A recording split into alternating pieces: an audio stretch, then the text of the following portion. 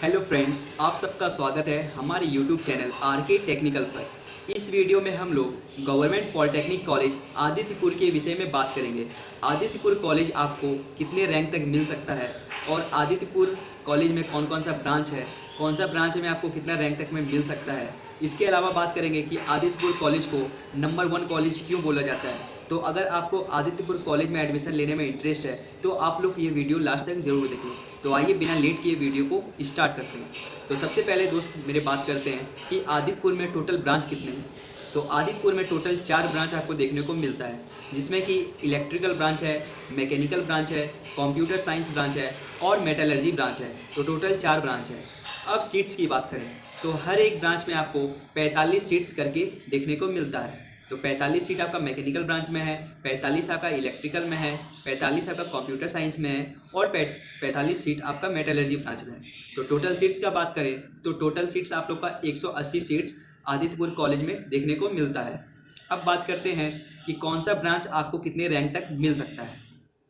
तो अगर आप इलेक्ट्रिकल ब्रांच लेना चाहते हैं तो इलेक्ट्रिकल ब्रांच अगर आप जनरल कैटेगरी से हैं तो आपको 95 तक में मिल जाता है, क्योंकि ये पिछले साल के डाटा के हिसाब से आपको बता रहे हैं कि पिछले साल 95 रैंक तक को इलेक्ट्रिकल ब्रांच आदित्यपुर में मिल गया था जनरल कैटेगरी से। वहीं अगर आपका कैटेगरी ईडब्ल्यूएस कैटेगरी है तो आपको 474 रैंक तक ये कॉलेज मिल सकता है पिछले साल के हिसाब से। अगर आपका कैटेगरी BC1 है या BC2 है तो आपको 180 रैंक तक ये कॉलेज में इलेक्ट्रिकल ब्रांच मिल सकता है। अगर आपका कैटेगरी SC है तो आपको 800 रैंक तक यहाँ पे इलेक्ट्रिकल ब्रांच मिल सकता है। अगर आपका कैटेगरी ST है तो आपको 2000 रैंक तक में भी ये यहाँ पर इलेक्ट्रिकल ब्रांच मिल सकता है। अब बात करते हैं mechanical branch. Mechanical branch general वालों को 180 तक मिल गया है पिछले बार। तो 180 रैंक तक अगर आपका रैंक आ रहा है जनरल कैटेगरी से तो आपको मैकेनिकल ब्रांच आदित्यपुर में मिल सकता है। वहीं अगर आप ईडब्ल्यूएस कैटेगरी से हैं तो आपको 500 रैंक तक में मैकेनिकल ब्रांच आपको मिल जाता है आदित्यपुर में। BC1 और BC2 का बात करें तो आपको 230 या 240 रैंक तक मैकेनिकल ब्रांच आपको मिल जाता है आदित्यपुर में। SC कैटेगरी का बात करें तो SC कैटेगरी वालों को लिए 1300 रैंक तक में मैकेनिकल ब्रांच मिल जाता है आदित्यपुर में।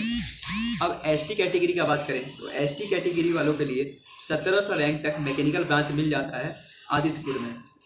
अब बात करते हैं मेटलर्जी ब्रांच। तो मेटलर्जी ब्रांच में जनरल कैटेगरी वालों के लिए 440 तक मिल जाता है। तो अगर आपका कैटेगरी जनरल है तो आपको मेटलर्जी ब्रांच 440 रैंक तक मिल जाता है। वहीं आदित्यपुर में EWS वाला का बात करें मेटलर्जी ब्रांच में EWS कैटेगरी वालों के लिए 1200 रैंक तक में मेटलर्जी ब्रांच आपको मिल जाता है आदित्यपुर में। BC1 और BC2 वालों को 500 रैंक तक में मेटलर्जी ब्रांच मिल जाता है आदित्यपुर में। SC कैटेगरी वालों के लिए 2000 रैंक तक आपको मिल जाता है मेटलर्जी ब्रांच आदित्यपुर में। और ST कैटेगरी के वालों का भी 2000 या 2100 तक में आपको मेटलर्जी ब्रांच मिल जाता है। अब बात करते हैं कंप्यूटर साइंस ब्रांच। तो कंप्यूटर साइंस ब्रांच जनरल वालों को 500 रैंक के अंदर तक में मिल जाता है। EWS कैटेगरी वालों को कंप्यूटर ब्रांच आदित्यपुर में 1600 रैंक तक मिल जाता है।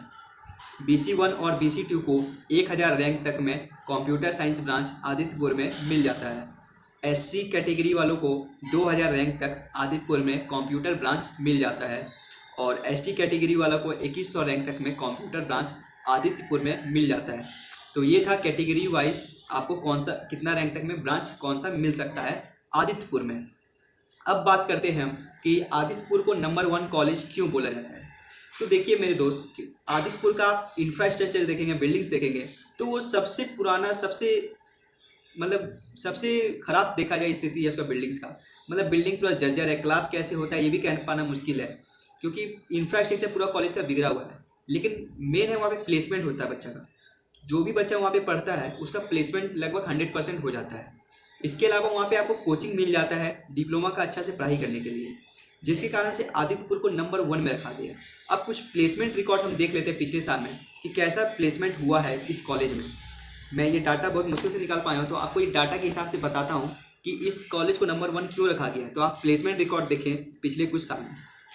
2021 का बात करें तो 2021 में GP आदित्यपुर में कुल 102 बच्चे का प्लेसमेंट हो चुका है। 180 टोटल बच्चा रहता है वहाँ पे, स्टूडेंट्स 180 रहता है, जिसमें कि 102 स्टूडेंट्स का प्लेसमेंट कॉलेज कैंपस से हुआ है, जिसमें कि मैकेनिकल ब्रांच का 32 स्टूडेंट्स है, इलेक्ट्रिकल ब्रांच का 29 स्टूडेंट्स है, मेटलर्जी ब्रांच का 28 स्टूडेंट्स हैं। तो कुल 102 बच्चे का प्लेसमेंट हुआ है 2021 में। अब 2022 का बात करें तो 2022 में ये रिकॉर्ड और बढ़ गया है, 136 बच्चे का प्लेसमेंट हो गया है। आप सोच सकते हैं 180 में से 136 का प्लेसमेंट हो गया है।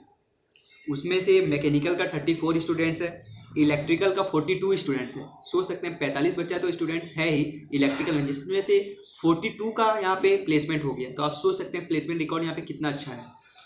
उसके बाद मेटलर्जी का बात करें तो मेटलर्जी में 39 स्टूडेंट्स का सिलेक्शन हो गया है।